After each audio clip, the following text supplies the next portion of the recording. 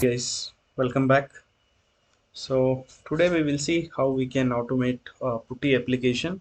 Okay, so um, many of you would be knowing about the Putty application. Okay, this will be mostly specific to the project. Not all the projects will use Putty application, but in your company, if you have Putty application, you will be well aware of it. Okay, Putty is used to run some commands. Okay, like how we run the command in command prompt, the same way we run a project specific commands in the Putty application. So we will see how we can launch the Putty and how we can run the commands through in Putty using Tosca. Okay, so I have installed the Putty application and one generic credential I have created. Okay, so let me just open Putty and show you.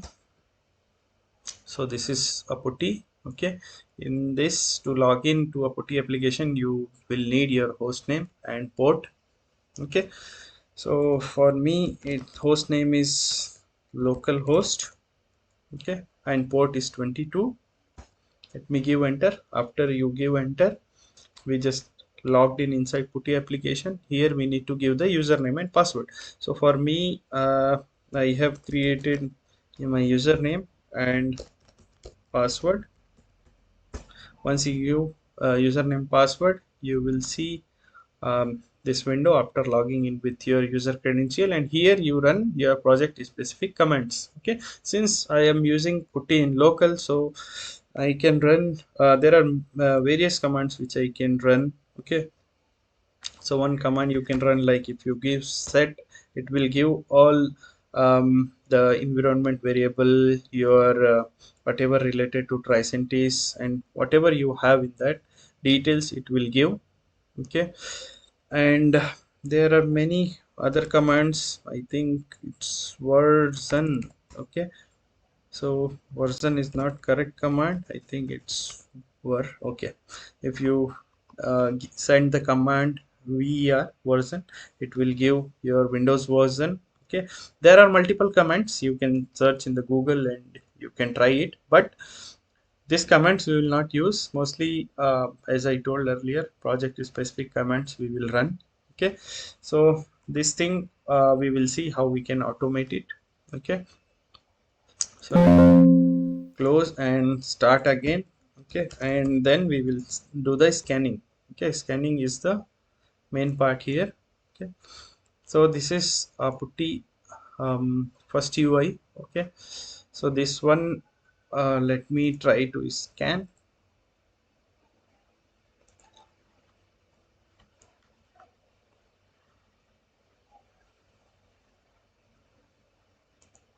So let me scan this.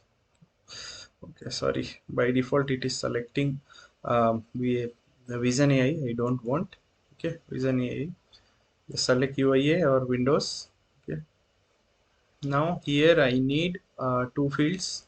Okay, I need here host name field, port field, and connection type. You can select if you want, or else by default it will be SSH.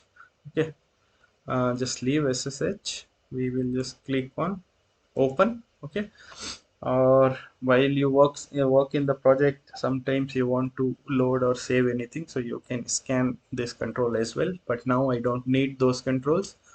So I just selected open host name and port. Okay, so let me just save it. Okay, and close it. Let's see here. I have host name, port name, and open. So open button should be the last. Okay, so I have arranged it. Let's um, create one folder for Putty. Okay, and let's drag and drop and just give the name T login. Okay, and let's pass the value here. So host name is localhost and port 22, and we need to click on the open button. Let's quickly run and check whether this is working or not. So it has entered, and now we are in. Now we have logged into the Putty. Now we need username and password. So for that we need to scan this particular UI. Okay. So to scan Putty application, Tosca has provided one scanning facility. Okay, once you right click on a module and go to scan, you will see option called remote terminal. Okay, so this is nothing but a terminal. Okay, many in project we will call either terminal screen or putty screen. Okay, so let's quickly scan using the remote terminal option. This will look bit different as compared to the the scanning window when you will do scanning of web application or Windows application. You can see here it is showing as content preview. Here you have label, text box, table. Okay, so here we need to enter enter the value in login as. Okay, so login as already it is showing, because whatever we have in the screen it will display here in content preview. So we need to pass the value username. Okay, so for that we need a text box. Here just click on text box. You can see here a text box got created. Below you will see here. Okay, this is the title of the window. Okay, and this is the text box which we have created. Okay, for entering the value for the username. Okay, so now once I enter username, okay, here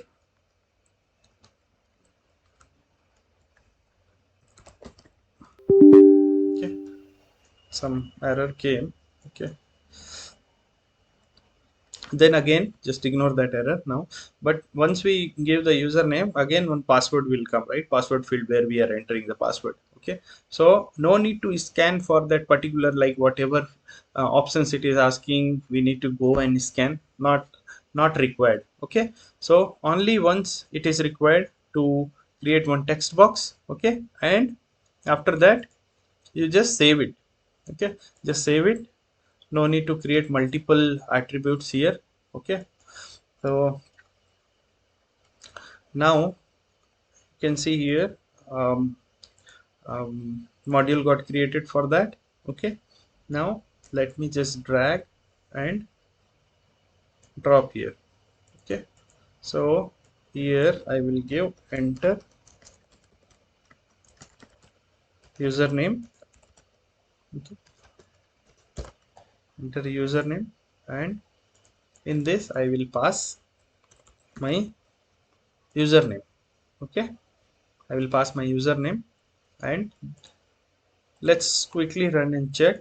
I have closed the putty. Okay, sorry, we need to, before that we need to add one step. Okay, because here we are entering configuration detail, like our host name, port, and open. But before that we need to open the putty application, right? So how we can launch the putty application? We can use a module called start program.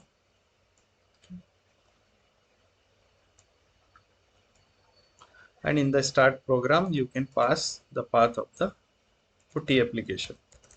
So putty application I have here. Okay, so let me just copy the path and paste it. Okay, now let's quickly run and check. See here, now we are able to enter the username. Okay, same way we can uh, copy this step and paste it. Okay, and give the password. Okay, So I will give that credential, password, and one more thing here. If you notice, after entering the username, okay, after entering the username, we have to give enter. Then only this password field will be visible. Okay, so you can pass enter here after entering username and password. Okay, once you give enter for the password, then we will be able to log in. Okay, so this is password. Let's run this individual step and check. So we have logged in. Okay, we have logged into the Putty application with our credential. Okay, now here what we can do, we can run some command. Okay, like any command which I told. Okay, so let's use the same module and try to send some command. Okay, control C and control V, enter command. Okay, and just give that set command. Okay, let's individually run and check. So now you can see it has entered set command and we have got the data. Okay, so you would have noticed, right? I have done scanning only once. Okay, the same module we are reusing again and again. Okay, so no need to create a separate module for each line. Okay, so for remote terminal, whenever you are scanning, you have to scan only once for one control, and then you can reuse that control again and again. You can pass the commands. Okay, sometimes you will face one issue. Now just see here, I am directly giving the username here. Okay, but whenever you will try, sometimes you will face issue, it will not enter. Okay, that time just try with send keys. Send keys will also work mostly. um, Send keys will work here. Okay, if this direct value is not working. Okay, if direct is working, that is fine, but in case if it is not working, use send keys. 100% that will work. Okay, so this is how we log in and then we pass or enter the command to the Putty application. Okay, and sometimes we might be having a scenario like we ran some command. For example, we run this set command, and set command is giving this many results. Okay, and I want to get the value of from that command. I want to fetch some values. Okay, for example, here I want to fetch either username or user profile value. So how you can do that? Because there is no direct way you can buffer this. Okay, if in case if you want to buffer it, okay, rarely you will get such scenario, but for workaround, I will just explain, okay, how you can buffer, okay, the values from that whatever the commands returning. Okay, so what you can do here, if you right click on this, okay, if you right click on this window, you will see one option called click copy all to clipboard. So if you click on copy all to clipboard, and if you open notepad and if you just paste it, you will see all the values whatever we have run till now. Every command, okay, every commands and their result, it will be saved, I mean stored in the clipboard. Okay, and from here, once you got the value in the keyboard clipboard, you know how we can buffer it. We can use the same X buffer concept here. Okay, so instead of explaining, let me just do it and show you.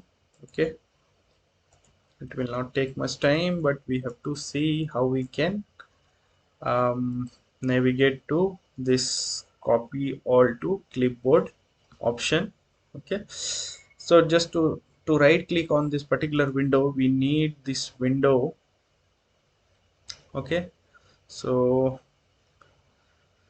Let's quickly try to scan this window bar. Okay, so let me go to the module and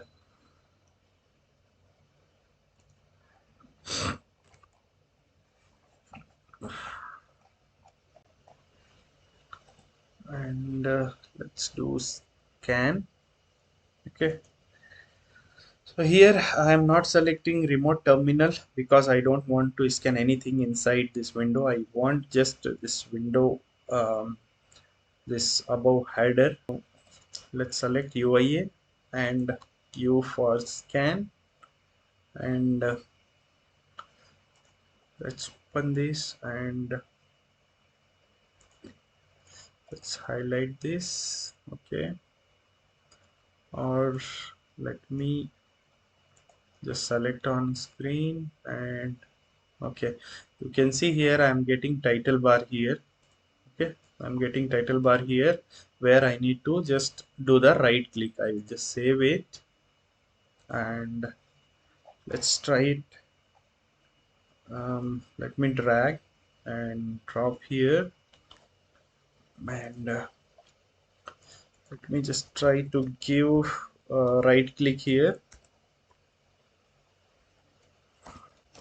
This thing actually I never got any such um, requirement, but in case if we get, we can try it. Even I have not tried it. Okay, so let's quickly run and check. Okay, perfect. So it is um, giving right click on to that window. Okay, I mean that title bar. After that, we have to select this copy all to clipboard. So either we can go by a down mouse, sorry, keyboard key, or else it will be long. But if we go back, uh, 1 second, let me just right click and press up key one. Okay, so up key, it will go from the bottom one. So here, once we are, let's try it. After right clicking, I will give just up keyboard command and let's check. Mm, okay, you can see here it just highlighted about putty. That means it's coming from the bottom. If we are giving up keyboard command, sorry, key, up key, and so right click, if we are giving one. Okay, 1 2 3 4 5. Okay, in 5 times, if we will give up key, we will reach to clip all to keyboard. Okay, so if we want to iterate for 5 times, we can use repetition. Okay, so we can use repetition.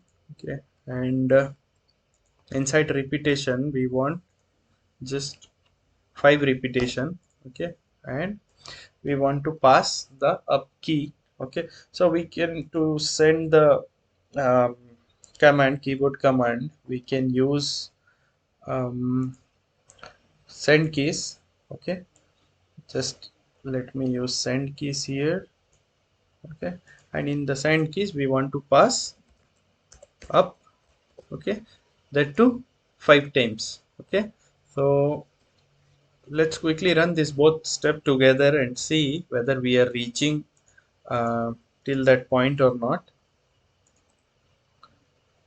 um, Run in Scratchbook. Okay, now you can see cursor was highlighting to the clip all to clipboard. We have reached to this point. Now we need to just click on that. Okay, that means we can, after reaching to that point, we can just give enter here. Okay, once we reach here, um, suppose I reached here, and if I give enter, we are able to click on copy all to clipboard, Okay, again to give enter we will use the same TBox send keys module, and we will pass enter key. Okay, enter. And after that, once we have copied to the clipboard, we have to store in some buffer. Okay, so there is one module called copy to sorry TBox clipboard, okay, which will store the clipboard data. Okay, whatever we have value in the clipboard, we can assign it to some buffer. Okay, so here I will give some buffer name. Okay, so um, terminal text. Okay, just a name. I am giving terminal text. Okay, and just to check what value we have in terminal text, what we will do, we will take one buffer, tbox set buffer we can take, and we can store the value.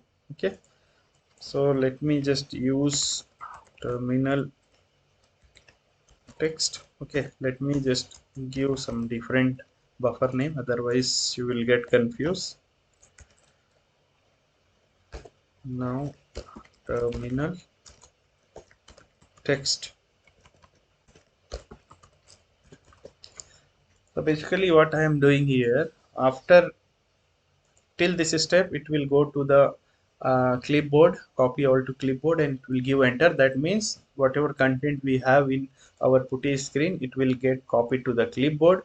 And tbox clipboard I am taking, so that whatever value we have in the clipboard currently, it will store in this buffer terminal text. So I want to check what is the value it has stored in the terminal text. So what I have done, I have just assigned this terminal text buffer to one new buffer. Okay, so whatever content we have in terminal text, you can see in the terminal data buffer. Okay, so let's quickly run um, here, from here to here, till right click to copy all to clipboard. And now it is saying failed. Let's see why it has failed.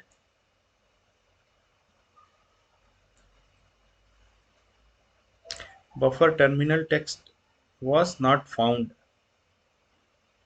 Okay, and here it is saying terminal text was copied to the clipboard.